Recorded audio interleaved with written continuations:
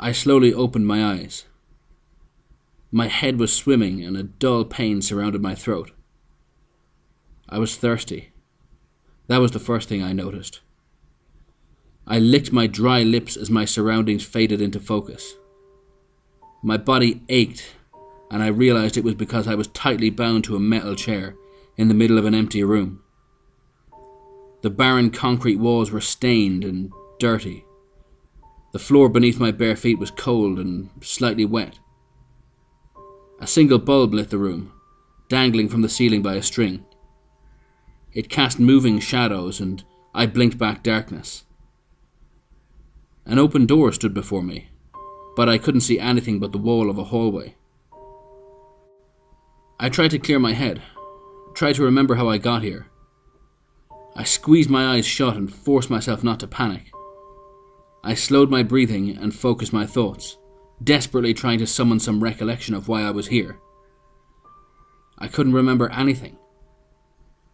I opened my eyes and exhaled, my parched throat throbbing. I could hear sound echoing off the hallway walls outside the door. Screaming, clanging, howling. All very distant, but that did nothing to help calm my nerves. "Hello?" I cried, the word tearing at my vocal cords. I felt my chest hitch in pain, but I cleared my throat and yelled again. "Is anyone there? Hello?" The dark hallway remained silent, except for the constant echoes. I shut my mouth and tried to wriggle free of my bindings, but the rope was knotted impossibly tight. I fought back against my imagination as it flooded my mind with horrific scenarios of what awaited me. If I could only remember. Suddenly, footsteps erupted from outside the door. A rapid patter of small feet. My hopes rose and I trained my attention on the door, praying it was help. A young boy ran into the room, dressed in a red onesie, complete with padded feet.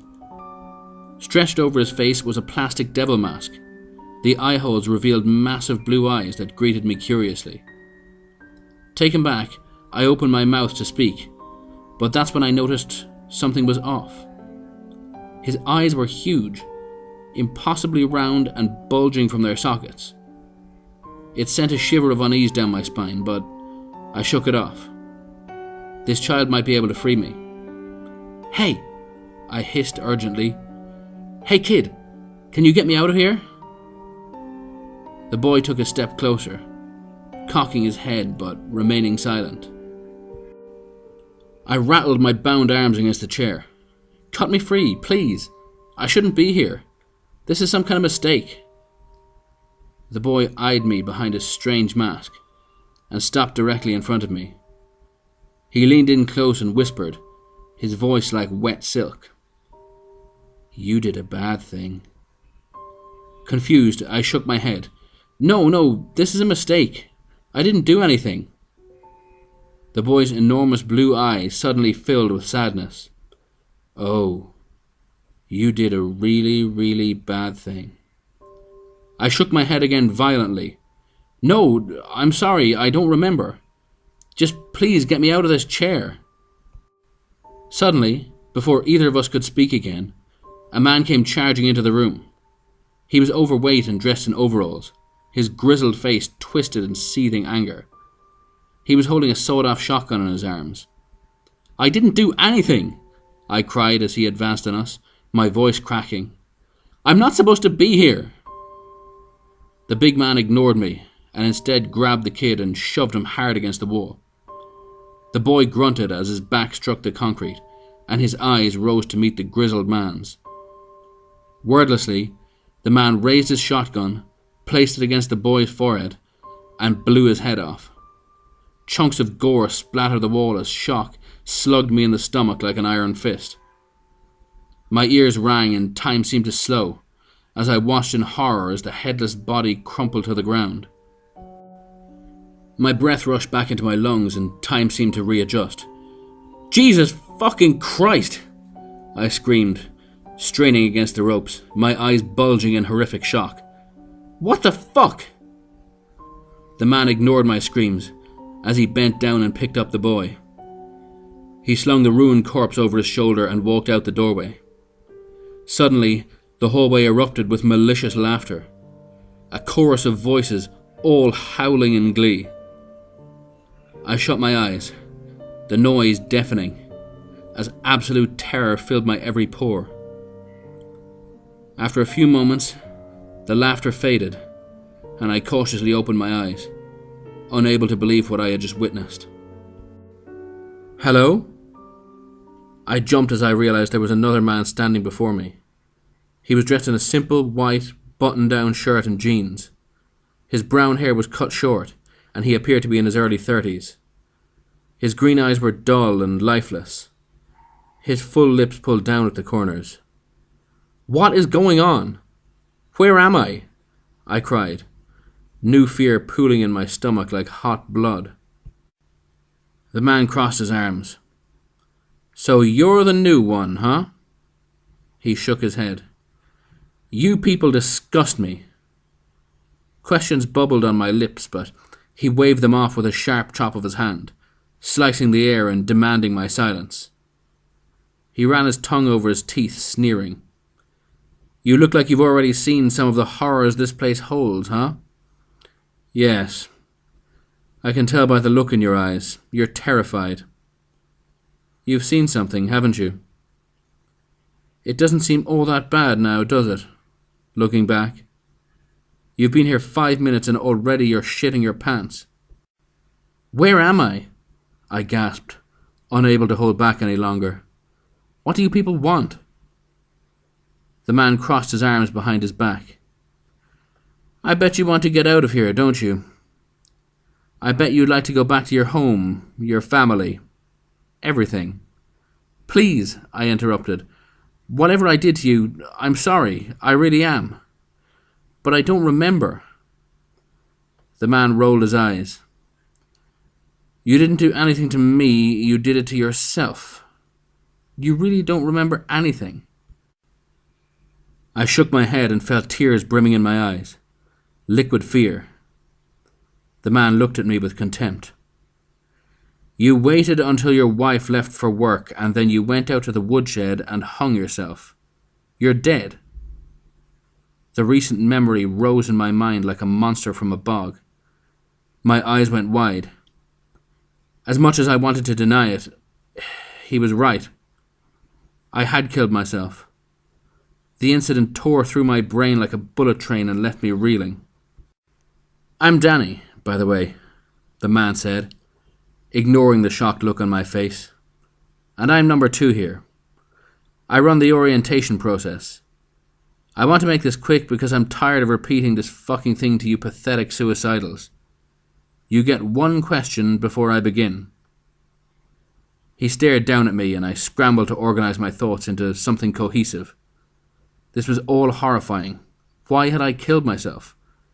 I fought against the fog and panic, and the mists of confusion slowly began to lift. I had just lost my job. Yes, that was the start. I squeezed my eyes shut and forced more of the memory to emerge. I had lost my job and I was about to lose the house. My wife, Tess, she found out and was going to leave me. I didn't have any way out. Didn't have any options. Getting fired had come out of the blue and I didn't have much in savings. I was broke, soon to be homeless, and my wife hated me for it. There was something else. Yes, that's right. She had been cheating on me.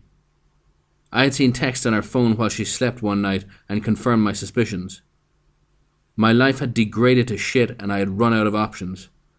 Humiliated and ashamed, I had decided death was my only option. "Hey, fucker, do you have a question or not?" Danny said, snapping his fingers in front of my face. I was sucked back into reality and asked the only question that mattered. "Is this hell?" Danny snorted.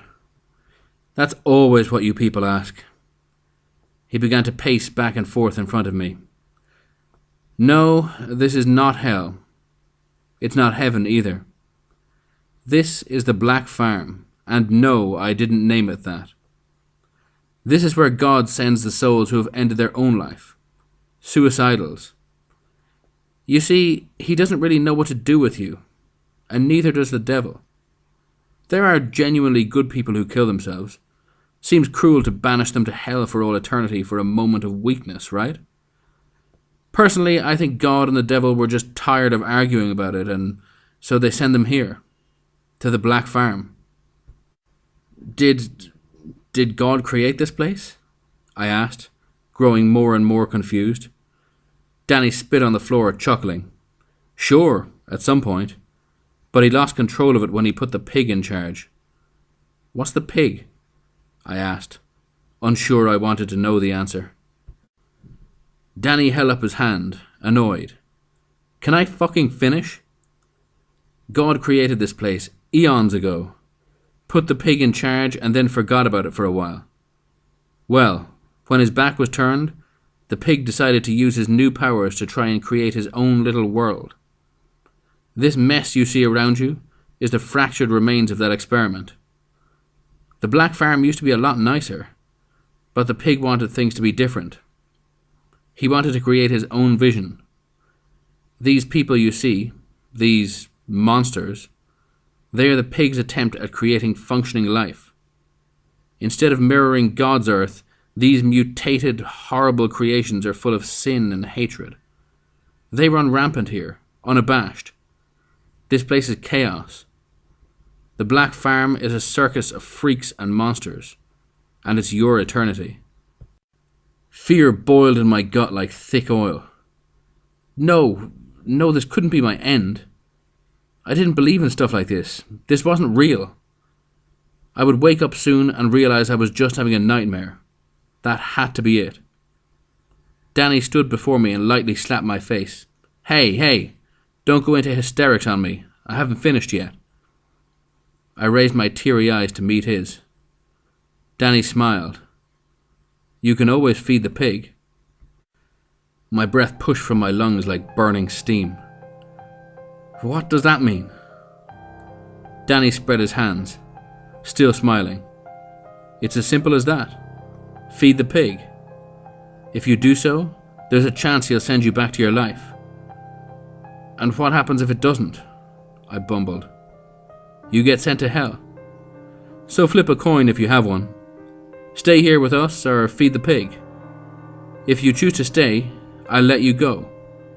I'll let you go out there, he said, pointing towards the door. But let me assure you, what awaits you at the end of the hallway, well, let's just say hell isn't that much worse. I swallowed hard, trying my best to digest everything. Why wouldn't I try feeding the pig, whatever that meant? If there was even a sliver of hope, I would take it. An eternity in this place, the Black Farm, be sent to hell, or feed the pig. I would do anything for a chance to go back. This nightmare made my problems seem nothing in comparison. Danny raised a hand before I could speak. I'll let you think on it a while. I'll be back later. I want to feed the pig, I cried, not wanting to spend another second in this awful room. I could hear a woman screaming down the hallway, her cries rising as something meaty pounded into her. My breath came in sharp pulls and my throat burned. Danny noticed the noise and grinned. Sounds pretty bad, huh? He said softly, as the woman's voice creaked with agony. Something was still slamming into her, the sound of beaten flesh igniting my imagination with horrors. Please, I gasped, breathless. Just let me feed the pig. I don't want to stay here any longer. Danny turned away from me. I'll be back later. Enjoy your time alone. Really think about your situation. Weigh your options. And remember, you put yourself here.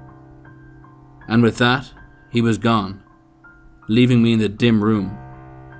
Tears streamed down my face. The woman didn't stop screaming for hours. At some point, I fell into a semi-sleep. The darkness in the room seemed to press in on me and my eyes fluttered shut. My body ached and my throat was a halo of fire. Thirst raked at my windpipe like a sharp glass. My lips felt like crumpled paper. My head thundered like a drum. The room swam in and out of focus, and my mind drifted towards the horrific sounds that never ended. I was lost in a haze, unaware that something was sliding into the room until I felt a sharp prick on my big toe. I jolted out of my daze as my bare foot ignited with pain. I screamed and tried to move, but my bindings held me tight.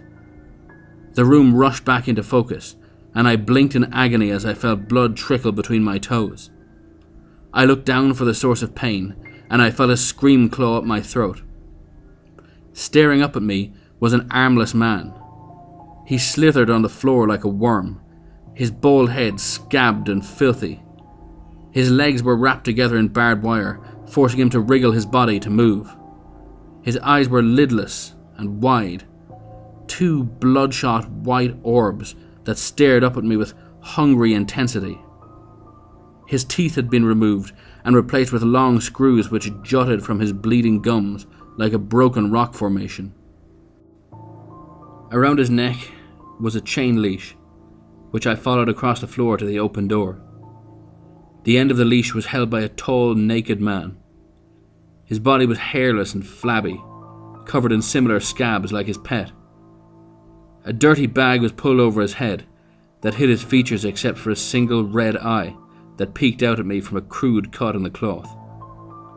He stared at me and groped his engorged penis, his breath heavy and laboured, as the armless man wriggled towards me again. His master started to masturbate.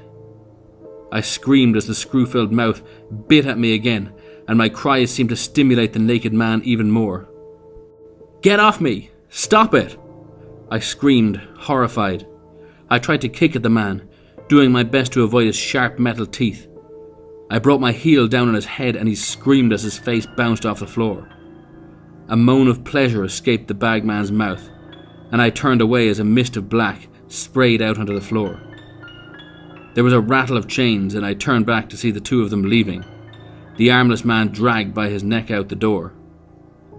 I looked at where the bagged man had ejaculated and saw a puddle of dead ants.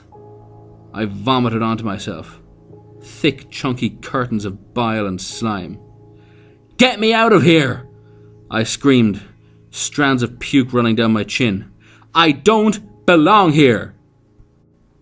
I listened to the two men retreat down the hallway, the clank of chains accompanied by the sound of flesh being dragged across the concrete. I screamed again, but I knew no one was going to help me. I spit a wad of phlegm and bile onto the floor, ridding my mouth of its sourness. I forced myself to calm down. It wasn't easy. After some time, I heard someone else approaching. I had been in a miserable lull, my mind a blank canvas of dark despair, but the noise roused me from my trance-like state. The muscles in my arms burned from being restrained for so long, and I shifted them desperately, trying my best to prepare myself for whatever horror was about to walk through the door. Footsteps drew closer, and then a woman walked into the room. She stopped at the doorway and looked at me. One of her eyes was missing, a dark, cavernous hole in her skull. Her hair was ratty and wild, a brown tangle like a forgotten nest. Her skin was pale and filthy, and she was dressed in rags. I couldn't tell how old she was, but there was maturity in her one good eye. "Still thinking?" she asked, her voice coarse and brittle. "What?" She took a step closer. "Are you still deciding whether you're going to feed the pig or not?" I looked at her cautiously. "Yeah, I am. Who are you? What do you want?" "I was once where you are now," she said, "trying to decide my fate. I couldn't believe that this was what happened after we die. It wasn't what I was taught. Religion didn't warn me about this place." I tested my bindings again before asking, "You killed yourself too? You're a person like me. You're not one of those creations." She snorted. "Breaks my heart you have to ask, though." She touched the hole where her eyes should have been. Though I can understand your caution. Yeah, I'm a suicidal. I've been here a long, long time. But that was my choice. I decided to chance it here. I motioned with my head towards the door. What's out there? What is all this? She exhaled heavily and leaned against the wall. I can't even begin to describe this place. It's like nothing you've ever seen. You walk down that hallway and go out into it and... She swallowed. You'd have to see it to understand. How bad is it? Why are all these mutated people hurting and killing each other? I asked. She let her head loll back against the wall. It would take years for you to fully understand this place. Years you don't have. Right now, you have to make a decision. Stay or feed the pig. They tell me hell is worse than here, but it can't be by much. Monsters and suicidals roam the Black Farm. Killing, raping, brutalizing. And then you wake up and wonder how long you can survive before something else kills you. It's an endless cycle. So why did you stay? I pressed. Why didn't you feed the pig? I don't even know what that means, but I would do anything for a chance to go back. I can't stay here, I just can't. She smiled sadly at me. Why? Why did I choose this? It's simple, really. I'm a coward. I was a coward when I was alive, and I'm a coward in death. When it came down to it, when the moment presented itself, I chose to stay here. I didn't know what awaited me outside. It boiled down to a simple choice, fueled by my own fear. What is the pig? What does it do to you? I pressed. She suddenly turned to go. I'm afraid that's for you to find out. But let me warn you. Think hard before you make a decision. Sometimes suffering through your fear is better than suffering for eternity. Be brave. What do I do? I yelled, shaking in my chair as she walked out the door. She paused and took one last look over her shoulder. Her eyes darted around and she dropped her voice to a whisper. Feed the pig. And with that, she was gone. I sat in silence once again. My mind was spinning, desperately turning over my options. I still couldn't fully understand the situation I was in. It was too much, too overwhelming. The other side of death wasn't supposed to be like this. I didn't know what I'd expected, but it wasn't this nightmare. Questions crashed over my mind like cold waves onto a sinking ship. How was I supposed to make a choice when I didn't even know what my actions entailed? This place, the Black Farm, I couldn't stay here. But what if I went to hell? What if I didn't get sent back? I would be out of the frying pan and into the fire. My existence would forever be damned to unending misery. Here, though, there were people like me, suicidals. It wasn't all monsters and mutilated murderers. Maybe I could hole up somewhere with them, try to scrape together a passable existence. Surely that would be better than getting sent to hell. No, this wasn't going to be how I spent my eternity. I refused to let it be. If there was even the slightest sliver of hope, I would take it. I didn't want to wonder what could have been. I didn't want to be tormented by doubt. I would feed the pig and accept whatever fate chose for me. When I boiled it down, that was the only option left. I would feed the pig. Hey! Hello! Danny? I yelled, rattling in my chair. I've made my decision, Danny. After a couple of seconds, I heard footsteps echo down the hall towards me. Danny walked through the door, an annoyed look on his face. I've made my choice, I said. I'm going to feed the pig. Sounds like you've really thought a lot about it since I left you, Danny said sarcastically. I licked my lips. You'd do the same thing if you were in my place. Danny walked behind me. I was in your place once, and I chose differently. My eyes widened, and then Danny wrapped my entire head with a strip of thin cloth, blinding me. I sucked in as much air as I could, but each lungful felt empty. I felt Danny cut me free from the chair, and my body sighed as my stiff muscles were released. I rolled my shoulders as my hands were released, and I moaned with relief. I dug my fingers into my back and I stretched, my bones creaking. Keep your blindfold on and follow me, Danny said, pulling me up. My legs shook as I put weight on them, my thighs trembling after their long cemented position. I groped blindly in front of me and found Danny's shoulder. I rested my hand on it as he walked us out of the room. As we entered the hallway, I could suddenly hear sound I hadn't heard before. The clank of metal. A long, fleshy, tearing noise. Something vomiting. These sounds sprang to life in my ears, painting the darkness before my eyes with imaginary scenes of horror. I gripped Danny's shoulder tighter, stumbling behind him, my heart thundering. I heard something trailing behind us, but Danny didn't seem to notice, or if he did, he didn't care. Flesh slapped the concrete mere inches behind me, and I suddenly felt hot breath on my neck and the click of a wet tongue against gums.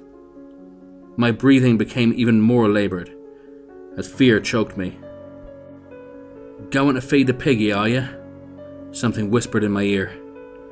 I felt something wet press against the back of my head, and I tried not to think about what it might be. It was wet and slimy, and I heard the thing chuckle. "He's an hungry piggy.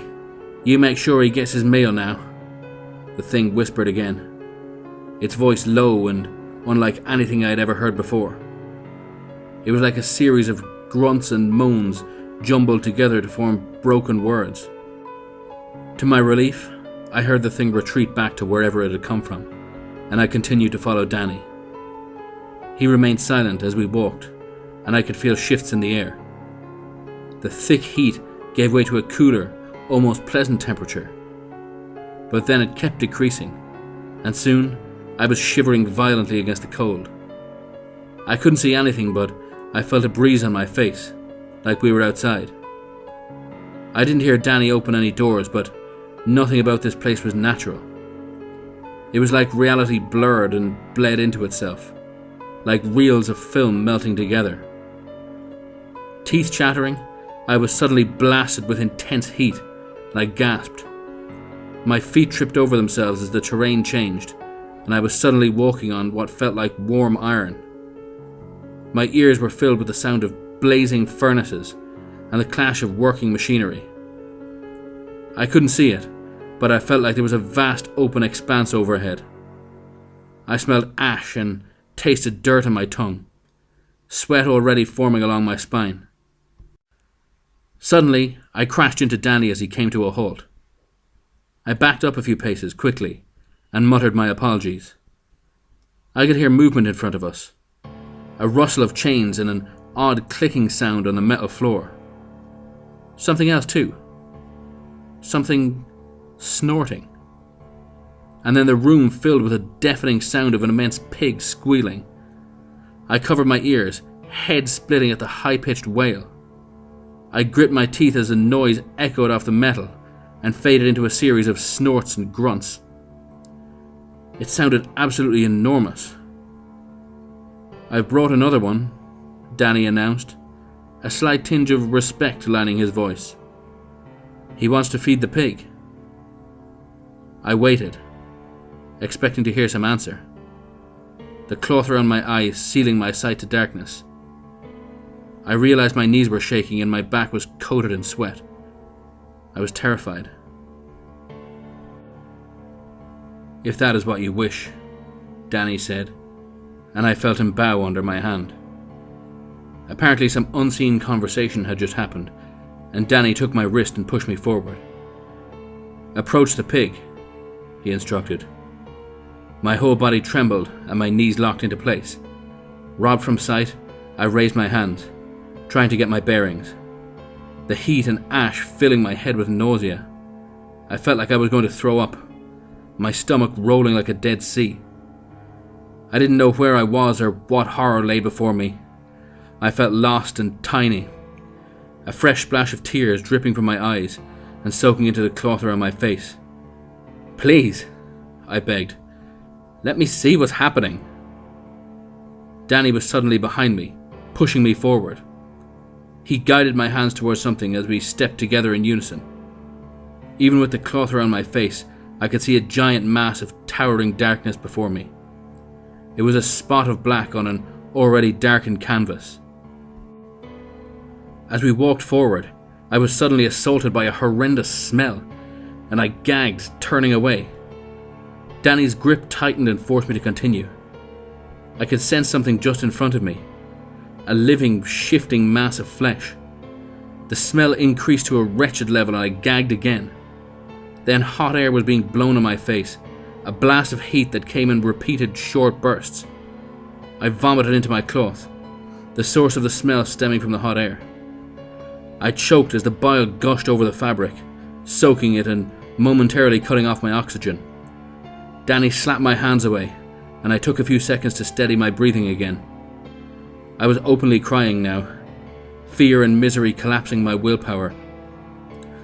The wet cloth stunk as I sucked in soggy breaths. My own stomach acid coated my skin, and I begged for all this to be over.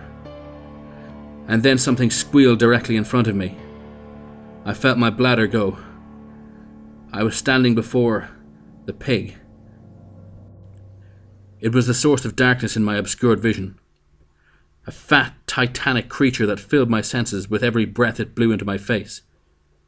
Danny raised my hands, and suddenly I was touching the pig's snout. I recoiled immediately, but Danny forced my hands back. Its fur was stiff and brittle, and as my shaking hands explored up its nose, the size of the animal became clear to me. It was gigantic, and weighed over a ton.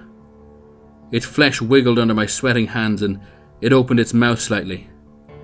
My fingers curled around teeth the size of kitchen knives, and I realized its mouth was absolutely cavernous. The pig squealed again, and I heard its hooves clack against the ground. It sounded like thunder rolling across an open field in the middle of summer. "Take this blindfold off, please," I begged, my legs turning to jelly. Danny had taken a few steps back, and I heard reverence in his voice. "You don't want to do that." I jumped as the pig nudged me with its nose, the wet circle of flesh squishing against the length of my face. I shuddered away, raising my hands and emitting a cry of fear. "Feed the pig," Danny instructed, his voice like cold steel now. "You made your choice, now live with it. It's the only chance you have of going back. Or maybe the pig won't like how you taste and send you to hell. Only one way to find out." My eyes widened behind the vomit-soaked cloth. "Won't like how I taste?" "Climb into its mouth." My bladder let go again, and I felt warm piss run down my leg. "No. You can't mean..." Danny's voice hardened. "Climb into its mouth and don't stop crawling forward until it's done with you." Please," I begged, turning towards Danny's voice, reaching out blindly. "Please, there has to be some other way. Don't make me do this." I was a mess of snot and tears, my words bumbling from my mouth like a toddler. Danny stepped forward and spun me back to face the pig. "Do it. You made your choice. It will all be over soon. This is your only chance." I could feel the pig breathing onto my face, its snout mere inches from mine. The smell and heat it emitted made me want to vomit again, but I held it back. This was insane. This wasn't happening. My mind spun and twisted in chaos and fear. There had to be some other way. I couldn't do this. I could not do this. Suddenly, I remember the words of the woman. Sometimes suffering through your fear is better than suffering for eternity. Be brave. This was my only chance to get back to the world of the living. I had made such a terrible mistake in killing myself. If I could go back and change my life, I wouldn't have to spend eternity here. I could change my ways. Ensure a spot somewhere else. Somewhere away from the pig. But what if it decided to send me to hell? How much more suffering could I endure? I had to take the chance. Please God, I whispered, taking a step forward.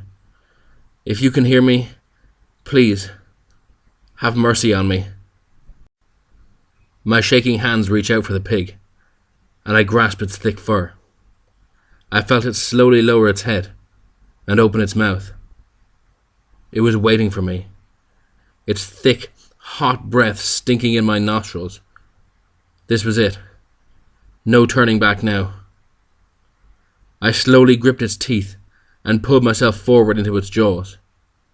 Its head was at a downward angle, and so I immediately fell onto my stomach at a 45-degree angle. Its wet tongue squished under me, and I was shaking so hard I could barely breathe. Tears soaked my blindfold, and my heart crunched against my ribs. I slowly reached forward and found another tooth to grab onto. Gritting my teeth, I pulled my body inward past my knees. The pig raised its head, and I was suddenly completely horizontal on its tongue. Saliva and mucus dripped around me, and the heat was so intense I almost blacked out. My knees clacked against its front teeth as I pulled myself even deeper. Its inner cheeks pressed in around me, squeezing my body like a soaking, fleshy coffin. Crying, terrified, I reached ahead of me and found more teeth. I pulled myself deeper into its mouth, and I felt my feet slide past its lips. My whole body was coated in slime, and I openly wept, grasping in the darkness for another tooth. And that's when the pig started to chew on me. I screamed in crushing agony as my body was compressed between its massive teeth. I heard my legs snap instantly and felt wet bone pop from my skin.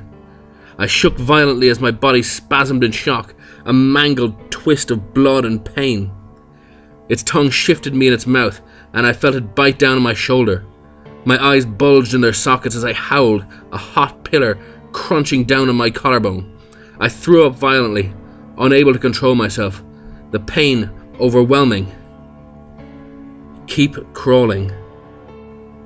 Screaming, bloodshot eyes rolling wildly, I reached forward with my good arm, wetly searching for another tooth.